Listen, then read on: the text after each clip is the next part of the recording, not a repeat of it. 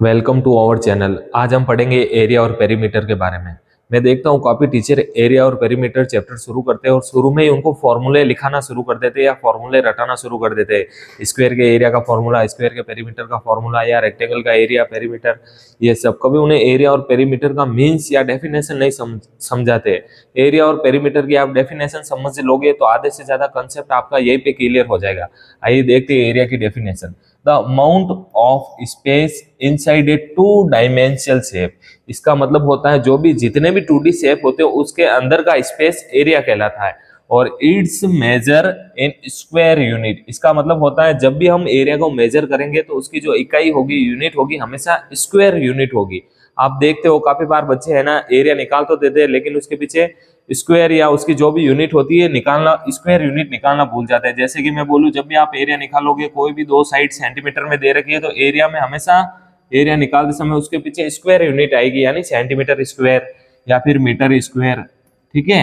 अब पढ़ेंगे पेरीमीटर की डेफिनेशन। पेरीमीटर होता है the total distance around the outside of A shape. The total distance around the outside of A shape, यानी किसी भी शेप की जो टोटल डिस्टेंस हो गई उसकी बाउंड्री की या आउटसाइड की, वो क्या कहलाता है? पेरीमीटर कहलाता है। कई बार आप फॉर्मूले भूल जाते हो या फॉर्मूले याद नहीं रहते तो आप पेरीमीटर है ना, जो भी शेप है उसकी बाउंड्री को सम करके भी आप पेरीमीटर निकाल सकते हो। जैसे मैंने एक कोई शेप बनाया स्क्वायर, अब आपको इसका पेरीमीटर निकालना है। यहाँ स्क्वायर की फोर साइड इक्वल होती है, यहाँ लिखा मैंने 4 मीटर, यहाँ पे भी लिखा मैंने 4 मीटर और यहाँ पे भी लिखा मैंने 4 मीटर। ठीक है। अब आपको पेरीमीटर का फॉर्मूला लर्न नहीं है, आप पेरीमीटर का फॉर्मूला भूल गए हो, तो ऐसे में आप क्या कर सकते हो, ये जितनी भी बाउंड्री पे जो साइड दे रखी इनका सम करके भी आप पेरीमीटर निकाल सकते हो। जैसे 4 + 4 + 4 कितना हो जाएगा? 16 सेंटीमीटर। ऐसे भी निकाल सकते हो। अगली स्लाइड में हम इसके कुछ क्वेश्चन देखेंगे। ठीक है। हाँ, स्क्वायर, इस स्लाइड में हम फॉर्मूले देखेंगे। स्क्वायर के एरिया का फॉर्मूला देखो। स्क्वायर के एरिया का फॉर्मूला होता है a × a, यानी a स्क्वायर। स्क्वायर के पेरीमीटर का फॉर्मूला होता है 4 × a। ठीक है। अब देखेंगे रेक्टेंगल के एरिया का फॉर्मूला। रेक्टेंगल के एरिया का फॉर्मूला होता है लेंथ × ब्रीथ, यानी लंबाई गुणा चौड़ाई। और इसके पेरीमीटर का फॉर्मूला होता है 2 ब्रैकेट लेंथ प्लस ब्रीथ। उसके बाद ट्रायंगल के एरिया का फॉर्मूला देखेंगे। ट्रायंगल भी 3 टाइप्स के होते हैं। ठीक है। आइसोसेलिक्स ट्रायंगल, इक्विलेटरल ट्रायंगल, और इसके एरिया का फॉर्मूला देखेंगे 1/2 × बेस × हाइट। और पेरीमीटर का फॉर्मूला है a + b + c। ठीक है। अब हम कुछ क्वेश्चन सॉल्व करते हैं। जैसे ये क्वेश्चन दे रखा है, find the perimeter of the following shape. ये जितनी भी पीछे शेप दे रखी है इनका क्या निकालना है? पेरीमीटर निकालना है। जैसे ये दे रखा है स्क्वायर दे रखा है और इसकी जितनी चारों साइड है उनकी मेजरमेंट दे रखी है 4 मीटर, तो इसका पेरीमीटर निकालना है। तो स्क्वायर के पेरीमीटर का फॉर्मूला होता है 4 × a।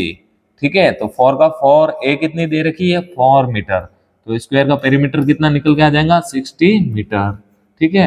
अब कई बार आप पेरीमीटर का फॉर्मूला भूल गए तो मैंने बताया था पेरीमीटर की डेफिनेशन। पेरीमीटर का मतलब होता है बाउंड्री, जितनी जो भी शेप दे रखी है उसकी बाउंड्री का सम। ठीक है। तो स्क्वायर शेप दे रखी है तो स्क्वायर की बाउंड्री पे जो भी साइड है उन सब का सम करके भी आप पेरीमीटर निकाल सकते हो। 4 मीटर + 4 मीटर + 4 मीटर + 4 मीटर। तो हमारे पास हमको इस स्क्वायर का पेरीमीटर कितना मिल जाएगा? 60 मीटर। ठीक है। अब ये दूसरी शेप दे रखी है रेक्टेंगल की। ठीक है। इसका क्या निकालना? पेरीमीटर निकालना। तो इसका फॉर्मूला होता है 2 ब्रैकेट l + b। l यानी लेंथ, b यानी ब्रीथ। तो इसका पेरीमीटर निकालने के लिए 2 का 2, l है हमारे पास 12 सेंटीमीटर और b दे रखा है 13 सेंटीमीटर। ठीक है। पहले ब्रैकेट को सॉल्व करेंगे। 12 और 13 सेंटीमीटर दोनों को सम करना है, ये हो गए 25 सेंटीमीटर। अब 25 का 2 से मल्टीप्लाई होगा तो कितना होगा? 50 सेंटीमीटर। ऐसे निकालना पेरीमीटर। अच्छा, अब आप पेरीमीटर में मान लो आप इस रेक्टेंगल के पेरीमीटर का फॉर्मूला भूल गए तो मैंने बताया था इनकी बाउंड्री का सम कर लेंगे।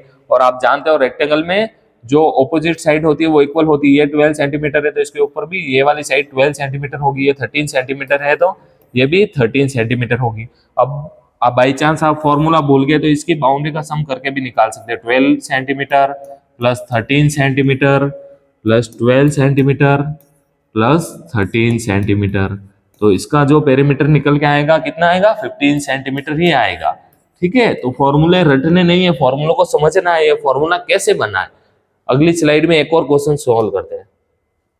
ये दे रखा है ट्राइंगल, ठीक है, और ट्राइंगल का पेरीमीटर निकालना है। तो ट्राइंगल के पेरीमीटर का फॉर्मूला होता है तीनों साइड का सम कर लो, a प्लस बी प्लस सी, ठीक है।